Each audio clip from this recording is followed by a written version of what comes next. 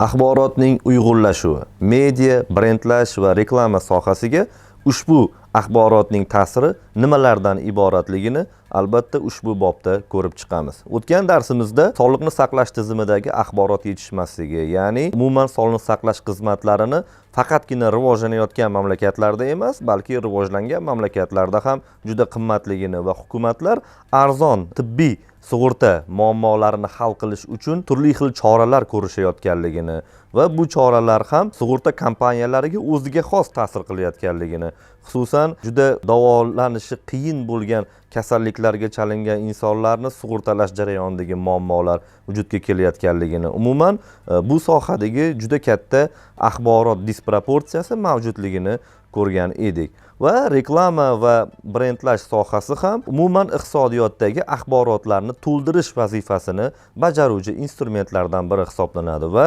Ikkinchi jahon urushidan keyin 70-yillargacha rivojlanib, o'zining bosqichlaridan o'tib 21-asrda shiddat bilan rivojlanib kelayotgan va albatta iqtisodiyotning deyarli barcha qismi mana shu axborot qismiga aloqador bo'lgan, axborot iqtisodiyoti bilan uyg'unlashayotgan yoki zamonaviy media, reklama yoki brendlash sohalari bilan uyg'unlashayotgan soha sifatida ko'rishimiz mumkin bo'ladi. Umuman reklama sohasida eski bir aforizm bor. Men sarflayotgan pulimni yarmini behudaga sarflayotganligimni bilaman, lekin uni aynan qaysi yarmiga sarflayotganimni bilmayman degan bir aforizm yodimizga keladi. Ya'ni mahsulotlarning juda katta qismida yoki ularning narxida reklamaning, medianing va brendning ulushi oshib borayotganligini, 70-yillarda bir mahsulotda reklamaning ulushi demak 10% dan 50% gacha bo'lgan bo'lsa, 21-asrda 90% gacha mahsulotlar borligini, ya'ni o'z narxining ulushida 90% gacha reklamaning narxi bor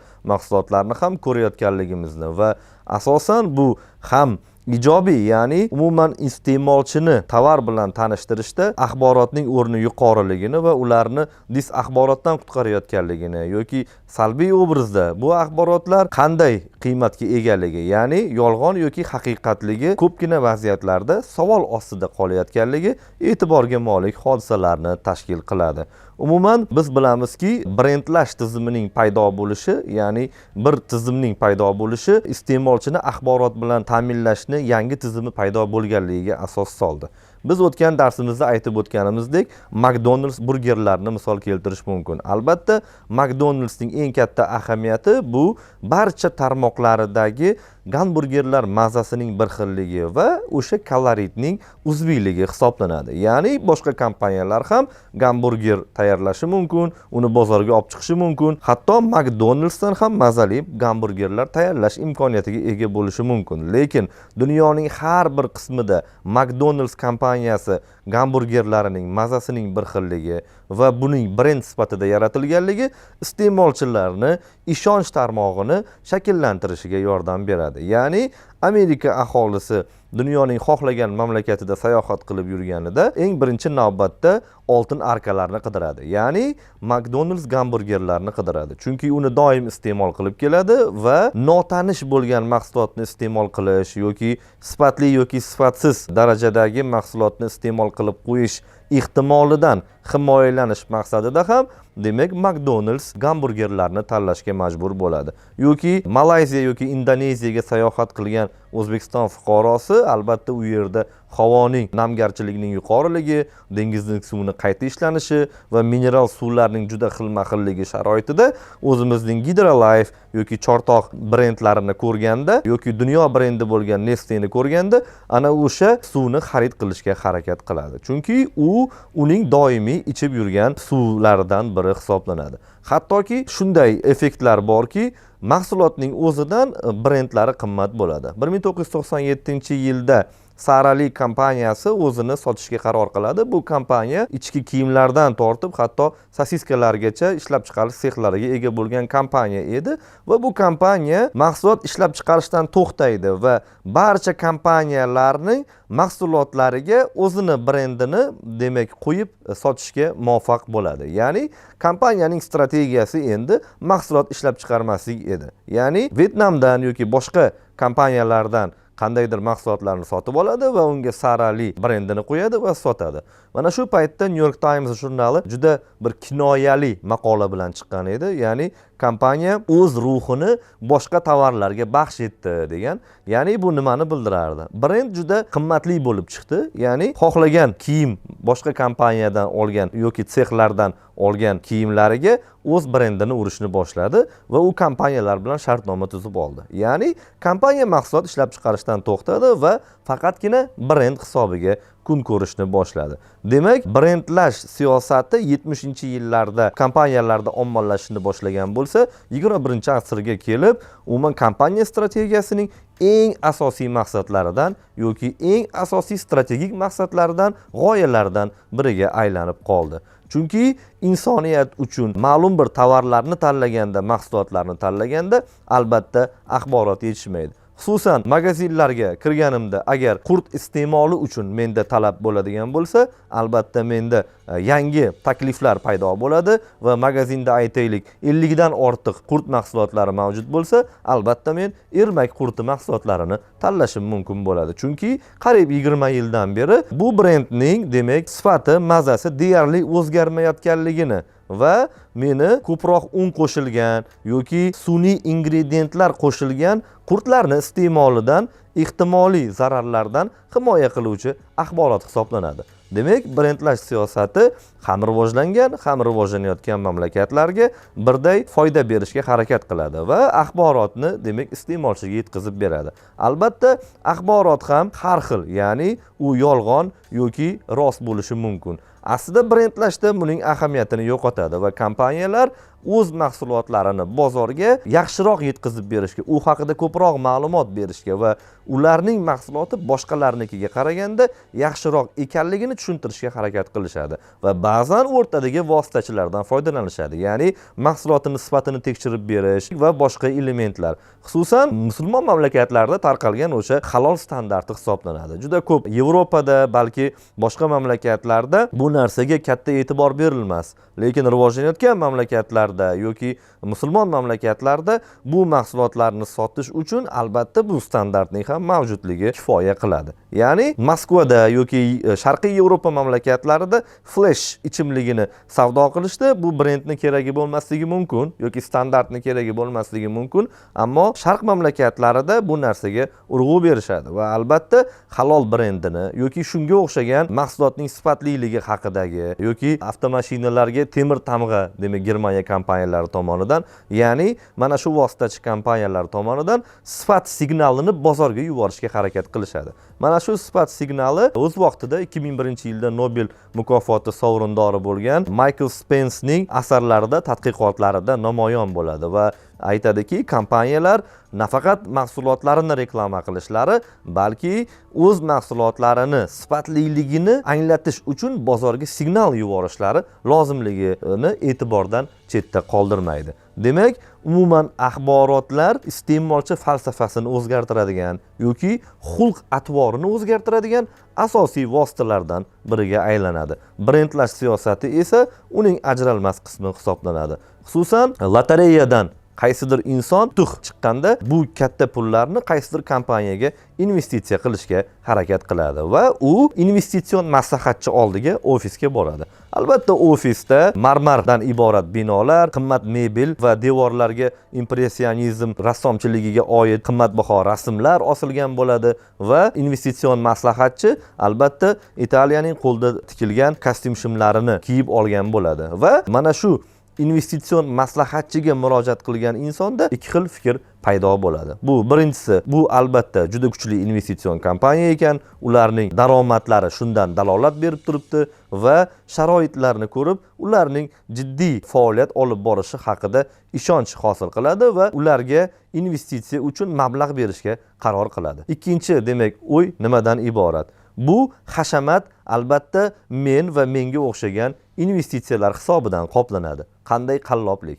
Albatta bu ikkita variantdan birinchi aytgan variantimiz nisbatan iste'molchilarda yoki investitsion maslahatchini oldiga kelgan insonlarda ko'proq uyg'onadi. Chunki albatta issiq ofislarda yoki 20 yil oldin ishlatilgan demak Pentium kompyuterlarida yoki konditsionersiz xonalarda kutib olingan mijoz hech qachon o'zi haqida yaxshi xulosaga ega bo'lmasligi haqida bu investitsion kompaniyalar yaxshi biladi. Demak, ular axborot uyg'otishga harakat qilishadi va ko'pchilik sharoitda birinchi xil, ya'ni birinchi sharoit yaxshi joylar ko'proq iste'molchilarni yoki investitsiya tikuvchilarni qiziqtirishi maqsadga muvofiq hisoblanadi. Yoki Osiyo mamlakatlarida, ayniqsa Janubiy Osiyo mamlakatlarida Wall Street Journal nashri yozishicha ko'proq ofisni ochganda darhol sovuq iqlim iste'molchiga yoki iste'molchi kirganda ularning juda ko'p konditsionerlar sotib olishi uchun qurbi yetishi va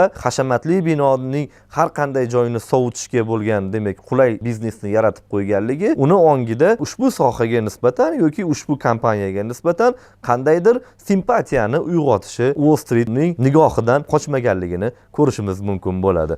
Demak, ma'lum bir insonlarning o'sha sohaga bo'lgan talabini uyg'otish yoki xarisligini uyg'otish, simpatiya paydo qilish maqsadida axborotlarni demak jadallashtirishga harakat qilishadi va uni ko'zini oldida xizmatlarni yoki tovarlarni brendlashga harakat qilishadi. Nima uchun turistik kompaniyalarning o'sha eng mashhurlaridan yoki mehmonxonalarning Intercontinental yoki Sheraton, Radisson brendlaridan foydalanishining asosiy sabablaridan biri ham bulardagi necha yillab ko'rsatilayotgan xizmat bilan bog'liq hisoblanadi va e'tibor berilganda tovar yoki xizmat reklama qilinayotganda albatta uning uzoq muddatdan beri faoliyat yuritayotganligi, masalan Amerika go'sht ishlab chiqaruvchilarining biz 1927-yildan bu ishni boshlaganmiz yoki advokatura xizmatlarining 20 yillik tajribaga egamiz yoki biznes treninglarga yozilayotganligingizda uchrab qoladi. Ya'ni biz kamida 25 yillik tajribaga ega kompaniyamiz. Demak, ular bilishadiki, biz uzoq muddatdan beri yashab kelyapmizmi, demak bizga ishonish mumkin. Mana shu effektni mijozlar ongida uyg'otishga harakat qilishadi va brendlash siyosatini davom ettirishadi. Yoki ta'lim sohasi, ya'ni ko'pincha Garvard universitetini bitirgan mutaxassislar nima uchun ko'p daromad topadi yoki boshqa universitetni bitirgan talabalarga yoki hashamatli universitetlarni, mashhur universitetlarni, Yale universitetini, Massachusetts texnologik universitetini bitirgan talabalar o'rtamiyona universitetlarga nisbatan ko'proq pul topishadimi bitiruvchilari degan savollarni ilgari surishadi. Mana shu sohada taniqli iqtisodchilardan biri Princeton universiteti professori Alan Kruger o'z tadqiqotini o'tkazadi. Ya'ni tadqiqot bo'yicha Amerikadagi Garvard universitetini bitirgan talabalarning 20 yillik ish staji va daromadlari va boshqa o'rtamiyona universitetlarning daromadlari o'rganib chiqiladi va maqola sifatida chop etiladi. Eng qiziqarlisi nimadan iborat edi?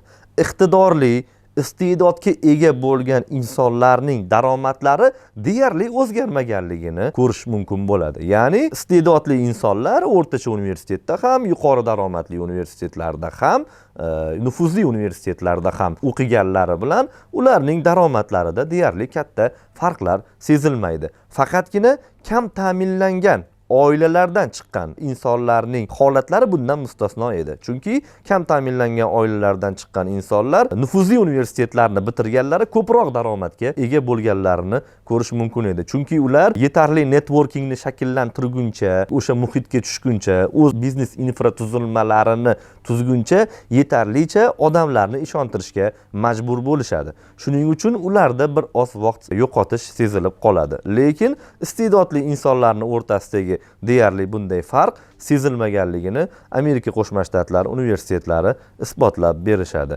Yoki maktablar sohasidagi reytinglarni ham bunga misol keltirish mumkin. Ya'ni Amerika Qo'shma Shtlaridagi shaharlarning o'rtalarida, demak yirik shaharlarda joylashgan yoki badavlat mahallalarda joylashgan maktablar har yili o'zlarining reytinglarini e'lon qilishadi va ko'pincha ommaviy axborot vositalari bu reyting natijalarini e'lon qilishga shoshilib ketishadi va bu orqali shtatdagi maktablarni reytingini aniqlashga harakat qilishar edi.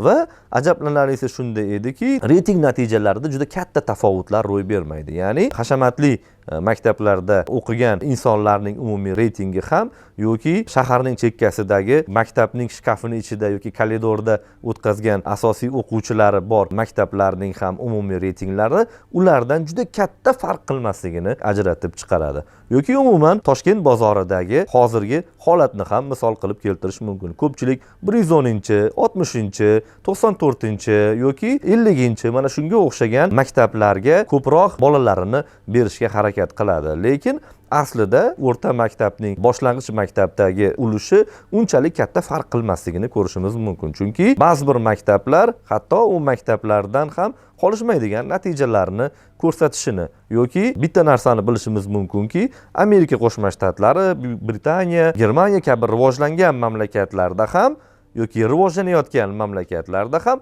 mana shu standart bir xilligi, ya'ni iste'dodli kishilar baribir ko'proq daromad topishlari yoki natijalar unchalik katta farq qilmasligini, faqat asosiy maqsad rakurslarda ekanligini ko'rishimiz mumkin bo'ladi. Ko'pchilik kerakli networkingga ega bo'lish, o'sha klimatda yashash, ya'ni o'sha muhitda yashash imkoniyatini qo'lga kiritish uchungina bu maktablarga intilishga harakat qiladi va maqolaning so'ngida mana shu xulosalar bor edi. Demak, Garvard atayin shunday iste'dodlilarni qidirib topmaydi yoki Garvardni bitiruvchilari alohida e'tibor tufayli bunday natijaga erishib qolmaydi, balki u yerdagi muhit, u yerdagi joylashuv va biznesga bo'lgan motivatsiya bu narsalarni keltirib chiqaradi. Lekin iste'dodli shaxslar uchun buni ahamiyati yo'qligini isbotlab beradi. Demak, reklama, brendlash va iste'molchi va mijozni axborot bilan ta'minlash juda katta ijtimoiy muammolarni keltirib chiqarar ekan. Xususan o'sha PR sohasi,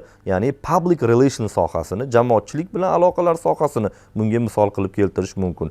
Hatto biz eng rivojlangan iqtisodiyoti taraqqiy etgan davlat deb hisoblagan Amerika Qo'shma Shtatlarida ham hali ham irqchilik muammolarining mavjudligi, ya'ni bir universitet hududiga yoki bir davlat idorasiga murojaat qilinganda irqiga yoki kambag'al yoki badavlatligiga qarab muomala qilish faqatgina rivojlanayotgan mamlakatlarning emas, balki rivojlangan mamlakatlarning ham umuman bashariyatning muammolaridan biriligini va bu ijtimoiy muammolar axborot tizimida o'zini yaqqol ko'rsatib berishini o'lchashimiz mumkin bo'ladi. Ya'ni albatta sizni bir ofisda investitsion maslahatchini yuqorida aytib o'tganimizdek oldiga borganingizda Pentium kompyuterlarida, issiqxonalarda kutib olsa, albatta sizga yoqmaydi. Shuning uchun sizda yaxshi taassurot qoldirish uchungina mana shu hashamatni shakllantirishga harakat qilishadi va o'ziga bo'lgan ishonchni kompaniyalar ta'minlab beradi.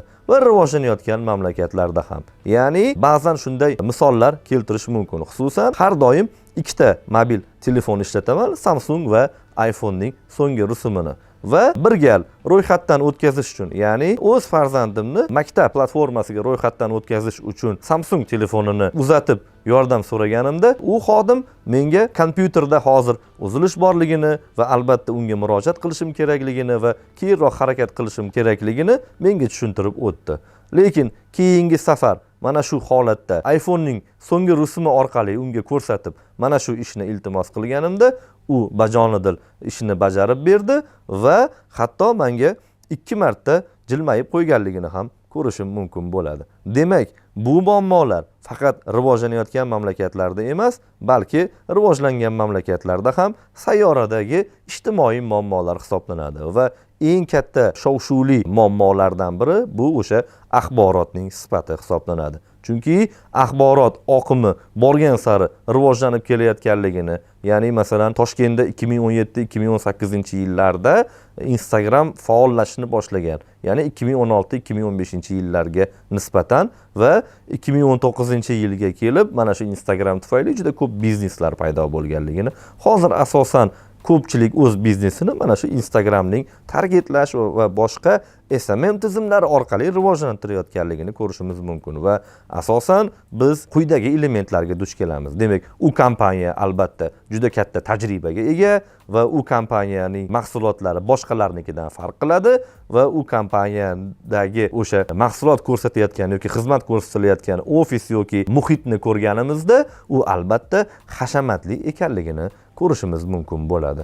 Demak, bu o'sha reklamada yoki brendlash sistemasidagi asosiy detallardan biri hisoblanadi va umuman bu muammolar axborotning sifatli yoki sifatsizligiga emas, balki mahsulotni sotishga bo'lgan intilishni rivojlantirayotganligiga sabab bo'luvchi omillar hisoblanadi.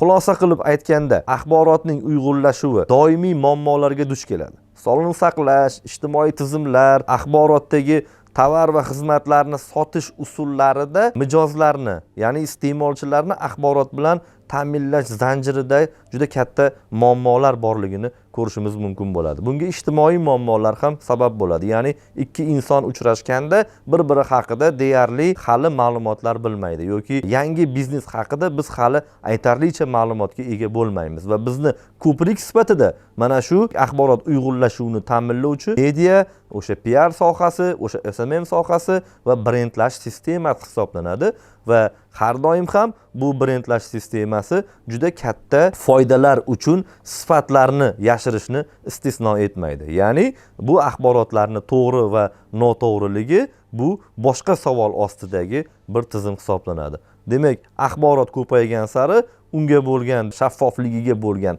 tahdid ham kuchayib borayotganligini ikkinchi asnoda ko'rishimiz mumkin bo'ladi va bu ijtimoiy muammolar bilan bog'liq jarayonligini aytib o'tishimiz mumkin bo'ladi va bu muammolarni keyingi darslarda batafsilroq bayon etib borishga harakat qilamiz. E'tiboringiz uchun rahmat.